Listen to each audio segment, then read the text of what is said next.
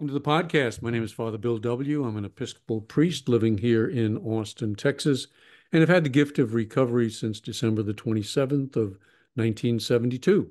Very grateful for that and grateful that you're tuning in. Every once in a while, I take a little break. We're going to do that for a week here.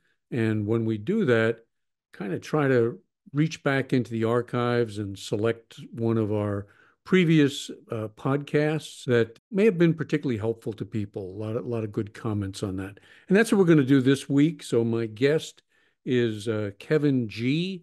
He is in long-term recovery, and he's a practitioner of Buddhism and a teacher of the same. Kevin does retreat work all around the country. He's a really good guy with a very interesting story. I think you're going to enjoy him. I've got his contact information and website in the show notes. So if Buddhism is something that attracts you in your recovery, I'd encourage you to look Kevin up, get one of his books, maybe get in touch with him. Thanks for tuning in. God bless. Bye-bye. Well, welcome to the podcast. My name is Father Bill W. I'm an Episcopal priest living here in Austin, Texas, and if you are new to this podcast, I'd encourage you to visit our website. It's called Two-Way Prayer, and it teaches a practice of prayer that they did in the Oxford group. Somehow it got lost when we transitioned from the Oxford group into fellowship. We are close now to finishing up our series. I think it's been pretty interesting. It certainly has been for me to interview people from all around the world who have somehow merged a spiritual practice, faith tradition with their 12-step recovery. And that was sort of the focus for the series. And my guest today is Kevin G. He is a long-time member of one of our 12-step fellowships and also a teacher and author of several books on the subject of Buddhism. Probably the most popular book is One Breath at a Time, Buddhism and the 12 Steps, really helpful for understanding the link. And I think you'll see that as we go through this episode, tremendous overlap between 12-step philosophy and practice, and how Buddhist practice can really be helpful with that. He's also one of the founders of the Buddhist Recovery Network. I will put a link to that. They have meetings around the country where you can attend and explore this in greater depth. So all that material will be in the program notes. So welcome, Kevin. It's really great to have you. You have quite a colorful background. Thanks for having me, Bill. Yes, I do have a colorful background. Yeah, started off in Pennsylvania. We had an Orthodox Jew from Jerusalem a couple of weeks ago, who also came from a Catholic family in Pennsylvania. Wow. So, and he's got 42 years, I think, sober. So you kids from PA just spread out all over the world. So everybody trying to escape. Tell us how it happened for you, and just kind of tell us a little bit of your story. Oh, boy.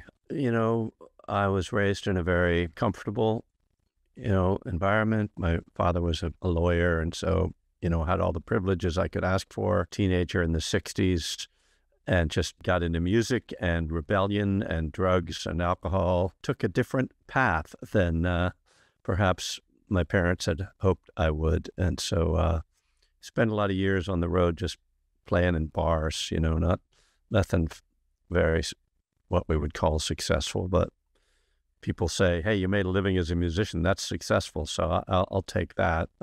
Nonetheless, just really did not grow emotionally, spiritually, and sort of just stayed stuck in that for a long time.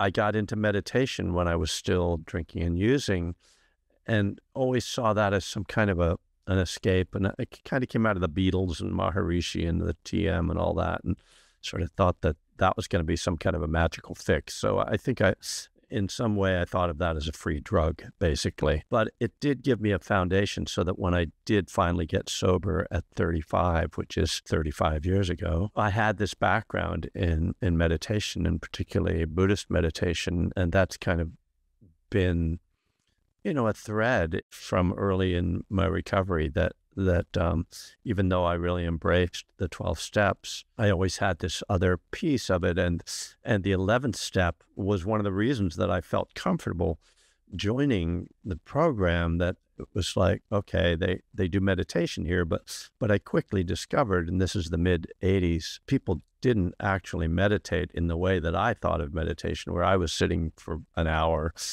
in a lotus posture. And these people thought that, an 11-step meeting was 5 minutes of meditation, then an hour and a half talking about how hard that was to be quiet for 5 minutes. Right. And so early on, I kind of had an idea that maybe I'm going to help people. I started out by, I started a meeting with some friends where we would meditate for 20 minutes. And some of those people went on to be regular, serious meditators. One of them is a teacher now in LA. And so that was always kind of there for me. But you have two pieces to your story. You have your 12-step world, and you have your Buddhist practice, and you have integrated them, it sounds like. Absolutely. I mean, to me, that was kind of the turning point, I think, for me, that in my first 5 years sober, I kept them separate because I didn't understand how I could integrate them, but I knew that I needed them both. I loved the steps, and the steps had transformed my life. At the same time, I had this abiding connection to Buddhist teachings, and particularly Buddhist meditation. And as I say, I kind of couldn't quite connect, inventory. How does that fit in? And well, there's God in the 12 steps. In Buddhism, there's no God. It's not so much that Buddhists say there is no God. It's just that they sort of don't bring up the... Well, if you look at the early Buddhist texts, there are gods, more like a Hindu sense. In any case, there was a point where I kind of, I guess I could say it was a crisis, but it wasn't a problem ultimately, where I was sitting in retreat, and I kind of started to just think more deeply about how to integrate these, and to start to ask questions that maybe I could start to connect them. And that's way back in the early 90s that I started to think about that. That sort of began this process that, then One Breath at a Time was published in 2004, but it was sort of 12 years in this sort of gestation. Could you get into a little bit of where you find the overlap, how one is helpful to the other for you? Yeah. Maybe start with surrender. Let me just go even a step back from that a little bit. Just like one of the principles that I have, if two things are both true, if they both contain truth, then they must somehow it must be possible to merge them, at least sort of to understand them in parallel terms. But the key thing that makes Buddhism kind of a direct connection to recovery is the Buddha saying that suffering is caused by clinging. He says when we grasp onto things and try to hold on to them, that's how we suffer. And that's, this part of the Four Noble Truths, the foundational teaching of Buddhism. It's a simple idea, and yet it's one that can really be explored very deeply. But of course, it makes that direct connection to addiction, that addiction is grasping, addiction is clinging. Yes. And so when the Buddha says, well, suffering is caused by clinging, and here's this path that I've discovered that can free you from clinging, well, there you go. That's, to me, like the jumping off point. Once I started to really ask what I viewed as the principles behind each of the steps, then I was able to make more and more, and I guess, elaborate connections. Yes. And certainly surrender, as you say, it is part of that, surrendering to what is true. Because this principle of suffering is caused by grasping, then that means then that letting go is the way to freedom. So the letting go and surrender are synonyms, essentially, right? Yes. We're surrendering to what is true. We're not fighting with what is true, and we're not trying to hold on to things that are ultimately not satisfying, that don't have the real answers for us. That's what humans do, is we chase after solutions and answers. And the Buddha kind of says, well, every time you're chasing after something, the chasing itself is causing suffering. It's, it becomes this like almost mirror where you have to kind of look back at what is the energy that's driving or behind each action, the impulse, and start to see how much of what we do is driven by a sense of it's not okay. The things are not all right the way they are. They need to be different from the way they are. And that constant struggle to fix things, to control things, it just creates this constant sense of lack. The Buddha had a tremendous awareness of the depth of the human ego. Yeah. And it's just amazing when I read. Tell us a little bit about the Buddha himself, if you could. Just his story is our story in a number of ways. It is. It really is, and it's so interesting. I think it really connects particularly with modern materialist culture, because it was. I don't know your age, but I think we're roughly the same generation. In the 50s and 60s, as America became so wealthy, my generation kind of got to a point where we said, money and materialism, that's not the answer, and that was the Buddha's story. He was raised in privilege, kind of a prince of a minor, country, or hardly even more like a state in northern India in 500 BC. And he's raised to succeed his father as the leader of this state. And so they call him a prince, Prince Siddhartha. And he has this realization that all the pleasure, all the comfort, all the money, all the sex, we get, there's a lot of implication that he had kind of a harem. That just really wasn't an answer. And that he realizes, eventually I'm just going to get old and sick and die. And what am I going to have to show for that? All of this is empty. And so as spiritual seekers in time immemorial he set out on this journey to find what was true. And he practiced with different teachers who showed him different meditation practices.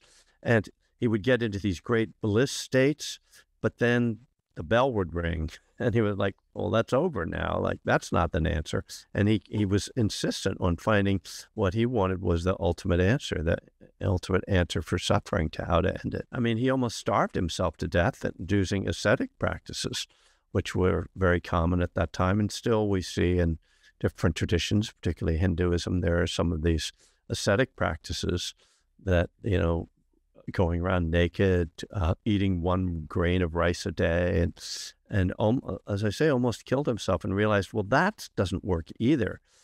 So he realizes his great part of his awakening, what he calls the middle way, which is that, seeking pleasure is not an answer, but also just penance or suffering, self-flagellation isn't an answer either. And we see that again, not just in those religions, but in other historical religions. Smith, in his book on the world's religions, or Buddhism, kind of goes back and forth. Is Buddhism really a religion?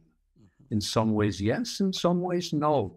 Could you speak to that? Because I know many Christians and Jews who practice Buddhism, and it's tremendously helpful and not a contradiction anyway. No, it's not. It's possible to find contradictions if you want to, I'll say. Yes. We can always do that. Yes. But I remember looking up religions in my dictionary sometime in the last decade, and it immediately referring to God. So sort of saying, okay, well, that's not what Buddhism is offering. Yeah, it's questionable. I think if you get down to the way Buddhist monks live and their belief system, particularly in reincarnation, that you start to get into more of a religious type of framework. What seems to characterize religion in some way is that you're expected to believe things that aren't provable you know, faith, in other words. And there is faith in Buddhism, but most of the faith is directed towards faith in taking the next action. Basically, faith in the law of karma, the law of cause and effect. Right? And that's, again, not really religious, right? The cause and effect is scientific, we would consider it. Right. It's more of a law of physics. But as it's characterized in Buddhism, it has a deeper implication than just taking, physical action. That the karma then operates on a mental level. I think about having a Tesla and it appears in my driveway, but that when you have the thought that I want a Tesla, that then sends you to the Tesla store to buy the Tesla. So the thoughts always precede all the actions. And thoughts then have a karmic effect. There is an effect that is caused by thoughts. So paying attention, so that it becomes extremely important. Thank you. You helped me come back from that tangent there. Well, no, this is the essence, right? So getting back to, as you said, people of different religions being interested in Buddhism. One of the ways I've heard Buddhism characterized, or Buddhist meditation, as the best technology, the best meditative technology sort of that's been created. And that's what primarily people are drawn to, that meditative technology, that these tools for looking at the mind. And just as you said, when we look at the mind, we start to see how we create our lives. What are the beliefs that I have about myself, about others? What are the biases? What are the delusions? What are the lies that I tell myself? And what is the wisdom that I have? What is the truth that I understand inherently? And that's what's beautiful. One of my teachers famously said, if you want to understand your mind, sit down and watch it. Makes sense. Very simple. Yes, and yet it's one of the most difficult things to do. Well, why do you say that? Well, people struggle with it. Yes, they do. Well, right. So the technology. I can't be by myself. Yeah. Yes. But that's when I begin to see what's going on inside, isn't it? Yeah. We have to get through the initial surface agitation that most of us seem to have. When we even sit down to look at that, we realize that that's one of the first insights, is to realize how driven we are by our impulses, by our thoughts, by our anxieties, that we can't stop. And that in itself, to me, is a motivation for stopping. It's like, do I want that background noise in my mind to be controlling me? If you have any sense of the idea you want freedom, I mean, you can talk all you want about the freedom to, freedom of speech or freedom of assembly, but true freedom is internal. It's in our own minds. And when we stop and try to look at our minds, what we discover is that we are, in fact, enslaved by our minds. And it's breaking free of that slavery that this practice is about. And I hesitate to even use that word in the contemporary context, the word slavery, but it really is probably the most accurate characterization. And so we have to, the technology of meditation helps us to calm down enough to just sit still, to then start to watch the mind. When there's that much agitation that you feel like you can't sit still, well, you're probably not going to be able to really watch your mind at that point. So there are kind of levels you have to get to in order to just have that kind of clarity. And there are indeed, Buddhist, this technology, the sense that the understanding that there are levels of wisdom or insight that develop as we deepen our meditation. And a lot of that deepening is the calming, is the focus and concentration that happens with that technology. So for a beginner who might be drawn to this, well aware of all of the chatter that goes on in the mind, what would an initial sit expose him to? What would you recommend? Well, how does one begin? Yeah, the best thing is to find a teacher. And it's so interesting now. We think about all we've lost in this past year of this pandemic, but one of the things we have gained is tremendous access to meditation teachers around the world.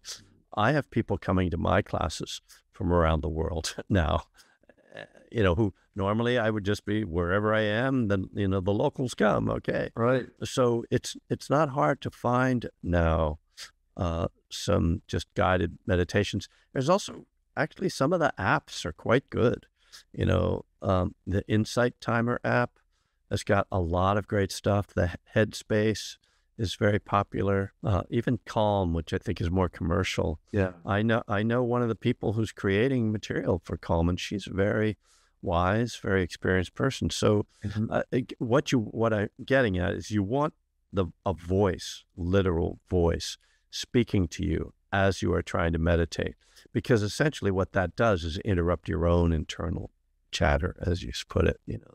You interrupt that internal dialogue of your own and have someone just guiding you and giving you the instruction, and then you learn the technology, the word of the day, I guess. You learn the techniques, and then you start to do it on your own. And like recovery, another thing that they have in common is that it's about showing up one day at a time. It's not about, oh, I'm going to meditate for 8 hours today and then I'm going to fix myself, then I don't have to meditate anymore. It's about putting in that 10 minutes, 20 minutes, 30 minutes, just every day when we wake up, our mind wakes up with us.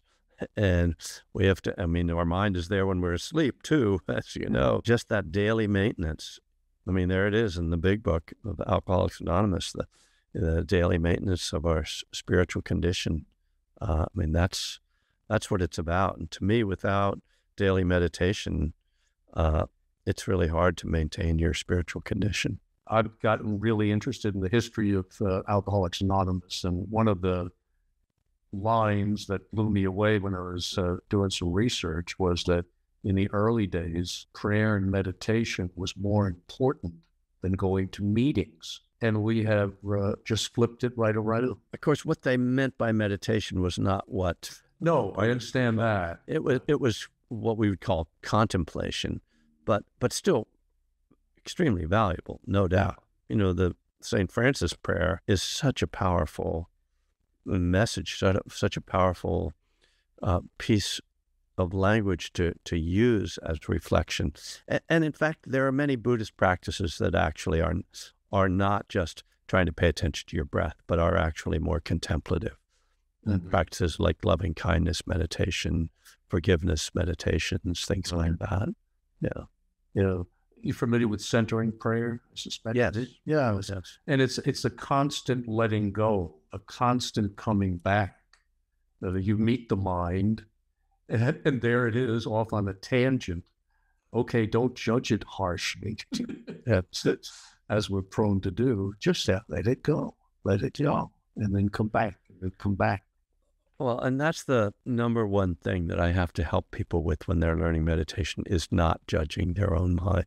Yeah. It's very interesting. There are some built-in paradoxes in Buddhist meditation, maybe in all forms of meditation. This paradox that we are going to make an effort to let go, but if we don't let go, we're not going to judge that. We're not going to see it as a failure. And on top of that, we're going to be very careful that the effort itself isn't driven by ego. Right, exactly. And that ego doesn't necessarily mean grandiosity. It can mean the negative ego. Hating yourself is just as egotistic as narcissism. It's just another form of ego. It's inflation. It's negative inflation. Right. So inflation and deflation. So you have that risk. So that's really one of the trickiest things for people. Well, you're saying I should let go of my breath, but then my thoughts wander, then I must be doing it wrong. It's like, no, that's just what your mind does. Minds wander. I don't get angry. It's not like, oh, what's wrong with my heart that it's beating? I want my heart. Well, that's not a good analogy. But if you're a real control freak, right. I want to slow down my heart. Come on, slow down my heart. Slow down. Yeah, yeah. I'm going to hold my breath. I mean, that was another practice the Buddha did. He tried to stop breathing. Yeah. It didn't work so well.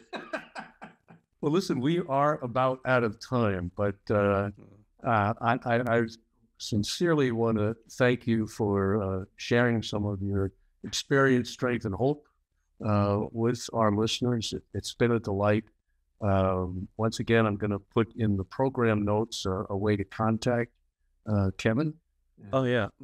Can I mention one other absolutely. thing? Go ahead. That I did just publish a new book of daily reflections. What's the name? It's just Buddhism and the 12 Steps, Daily Reflections. Daily Reflections. And it's got a lot of instruction on meditation. And it has, for each day, of course, a teaching, but also a contemplation for each day. Wonderful. Just in the traditional form that we're so familiar with. I wanted to add that to the literature out there. Wonderful. I had an experience the other day. I was reading my scripture, my Bible. That's part of my quiet time in the morning. And the Bible I have was given to me by a fellow by the name of Bob Mott, M-A-A-T, back in 1970. Then he was a Jesuit. We were both in the Jesuit seminary. Oh, all right. He was 18. I was 25. He was a saint. I could see it. I was an alcoholic. He went to Cambodia and sat with the monks and through the killing fields. He stayed there. He sat. He cleaned the latrines. He was a brother. I was studying to be a priest. Ego, ego, ego. Right. This kid had it. And a book came out a while ago. That's the wonderful thing about the internet. Trace down some friends and see what happened to them. He's still over there. Oh, wow. I'm sure what he became. I mean, this was too much for the Jesuits to stomach. This is too Jesus-like. Yeah, that is true. There are limits. There are limits. And so you could just see him leaving things behind. Some beautiful poetry. A book was published for him. So it's funny that he would come to mind when we're doing this series on Buddhism. So it was kind of a coming home for me. Yeah, beautiful. Yeah. So once again, Kevin, thank you so very much for being our guest, and thank everybody for listening. God bless. Keep coming back.